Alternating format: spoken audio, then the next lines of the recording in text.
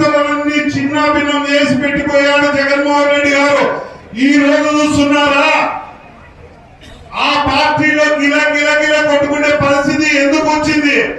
తప్పు చేశారు కాబట్టి కేసులలో లోపలికి పోతుంటే దానిని తప్పుగా పట్టించే విధంగా మీడియాకు మాట్లాడుకునే పరిస్థితి ప్రెస్ మీట్లు ఇచ్చుకుంటూ మేము వస్తే చూస్తామంటున్నారు.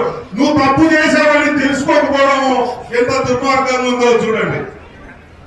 తప్పు చేసి లోపలికి పోయినా కూడా ఇంకా ప్రజలను రెచ్చగొట్టే ద్వారా, మతాల మధ్యన చిచ్చు పెట్టే ద్వారా ఇలాంటి కార్యక్రమాలు చేయడంలో జగన్మోహన్ రెడ్డి ఒక దిట్ట.